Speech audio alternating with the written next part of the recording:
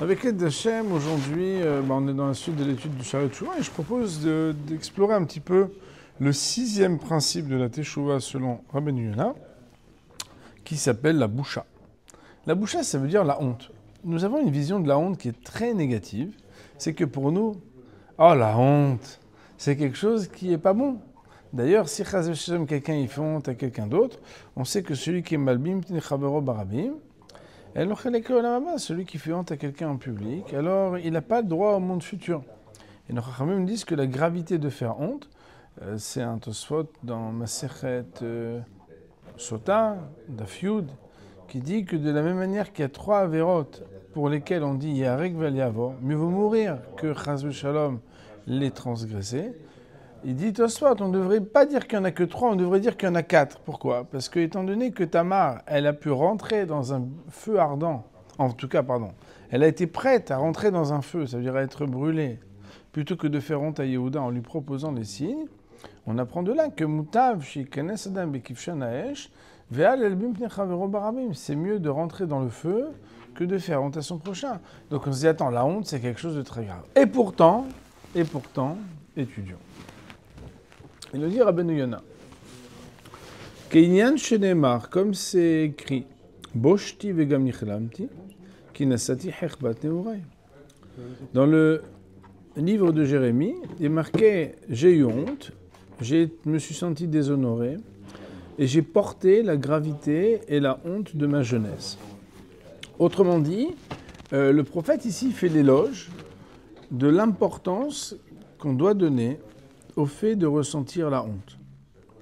Veine achote yevosh meod la avor averot lifnei bnei adam. Voilà que l'homme, il a très honte de faire des averot devant quelqu'un. Veikalem imergishu veyakiru beaverotav. Et si quelqu'un voyait les sales choses qu'il fait, les mauvaises choses qu'il commet, alors il aurait très honte. Ech lo yevosh min haborit barach. Alors comment n'aurait-il pas honte devant le Boré?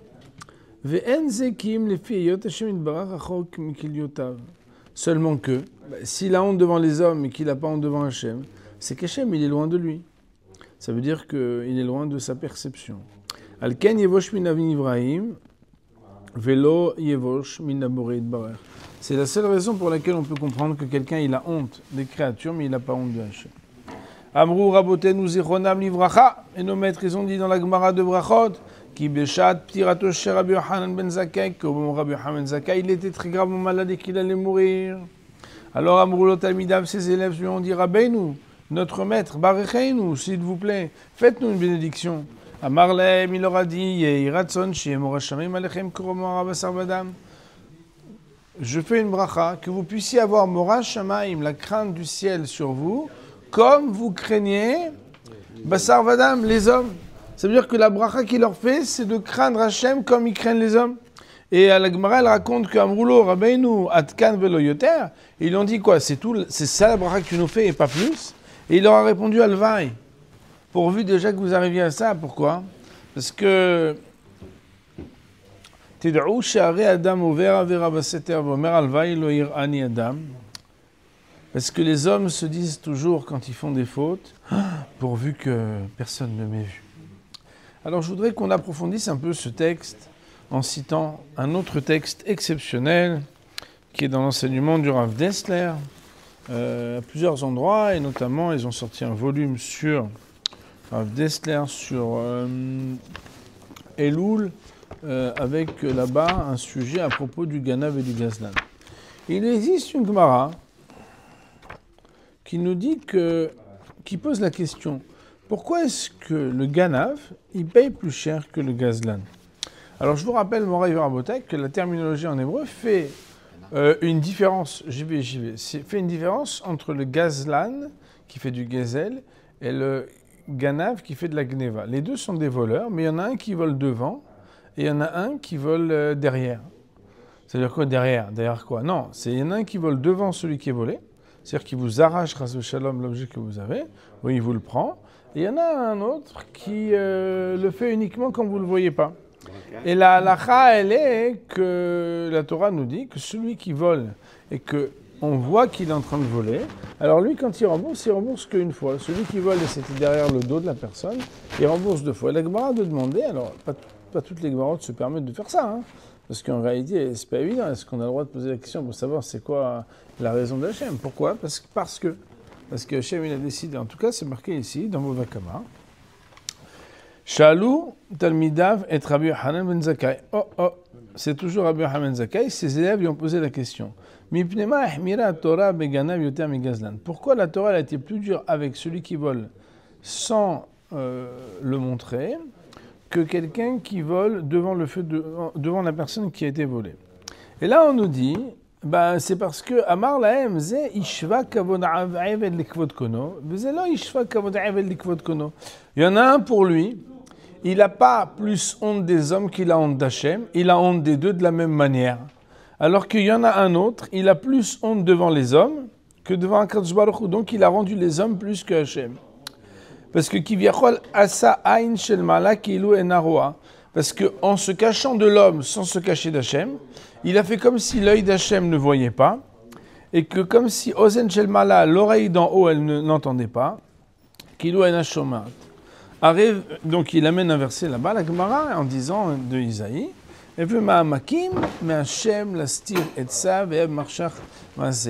c'est comme si l'homme, il voulait faire attention à dire, attention, il ne faut pas qu'Hachem me voie. Alors en réalité, quand l'homme ne le voit pas, il est à l'aise, alors que quand Behemet Akadosh Baruch Hu le verrait, il se comporte et il se conduit comme si Akadosh Baruch Hu ne le voyait pas.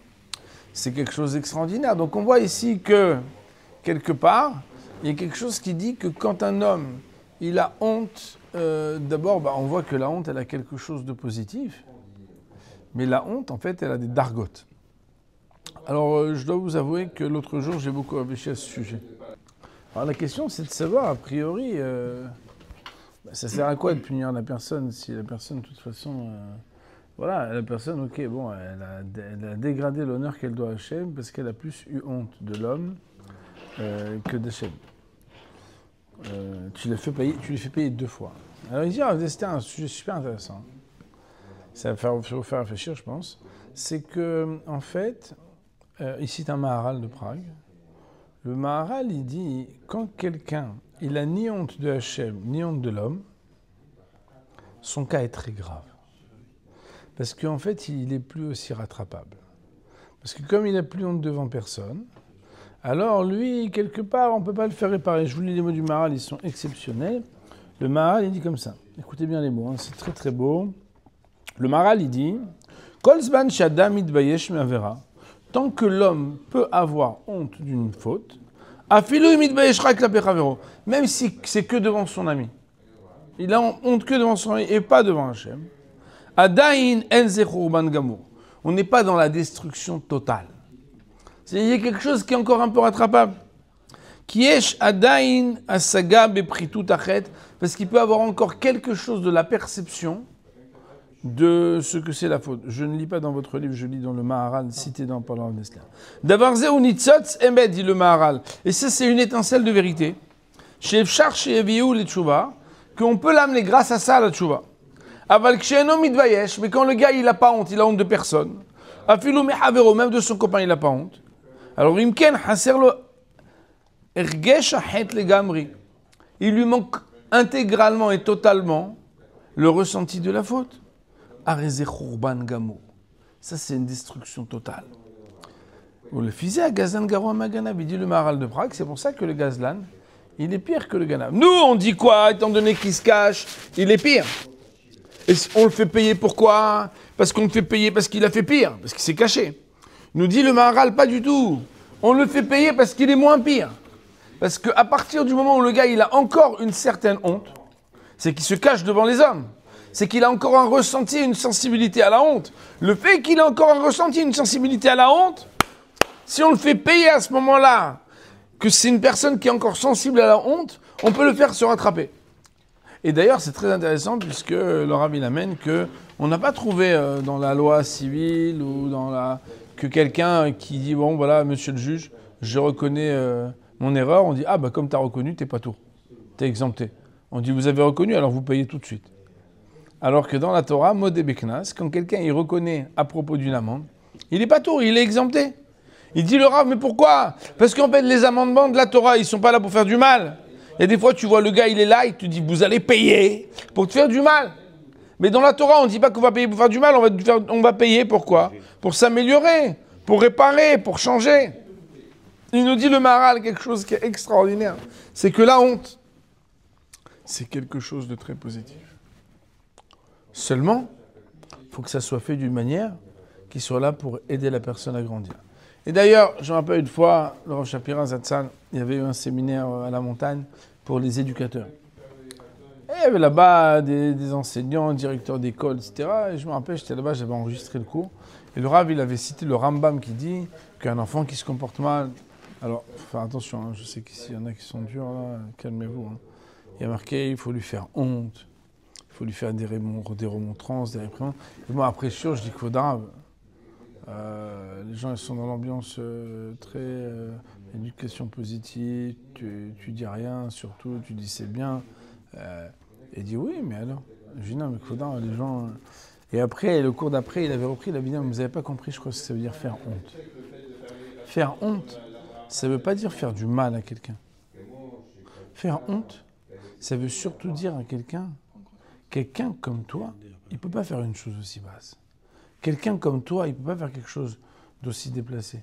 Ça ne correspond pas à ta hauteur.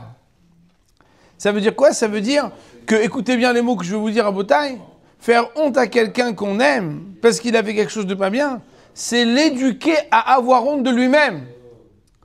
C'est non, non, non. Ça, c'est quelque chose qui ne doit pas être. Et si tu fais une chose pareille, sache que tu devrais avoir honte.